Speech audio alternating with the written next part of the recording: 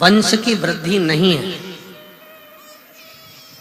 30 वर्ष शादी के हो गए, 40 वर्ष शादी के हो गए और औलाद है ही नहीं।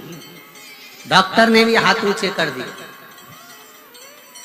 टेस्ट पे भी करवाया, IVF करवाया, सब कुछ तुमने करवा लिया, तो भी औलाद नहीं है। तब आखिरी में एक काम चालू करो, प्रदोष का दिन दोनों पति पत्नी व्रत चालू कर दो प्रदोष का, और प्रदोष काल में शाम के समय जाकर एक ही दिए में 2 लंबी बाती जानते हो ना, रुई की लंबी कपास की बाती 2, और दोनों बाती एक ही दिए में रखकर पति पत्नी दोनों उसको प्रज्वलित करना प्रारंभ करें। बाबा संतान देकर ही रहेगा, औलाद आएगी ही। दीप की जो बाती में अंतर आ जाता है, एक गोल बाती में और लंबी बाती में अंतर आता है, बहुत अंतर आता है।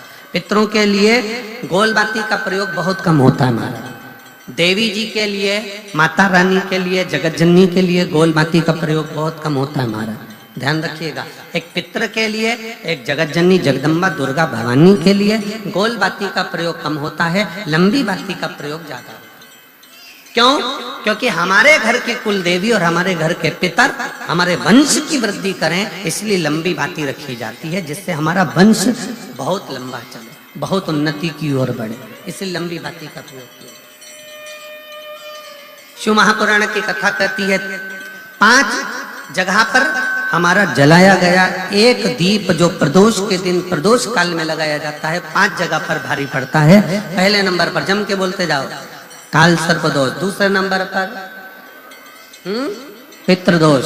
तीसरे नंबर पर घर का वास्तु दोष। हमारे घर में कितना भी वास्तु दोष है, कोई ने कह दिया यहाँ बाथरूम नहीं बनना थी, यहाँ पर शौचालय नहीं बनना था, यहाँ सीढ़ी नहीं बनना थी, वो सीढ़ी वहां बनना थी, ये सीढ़ी वहां बनना थी।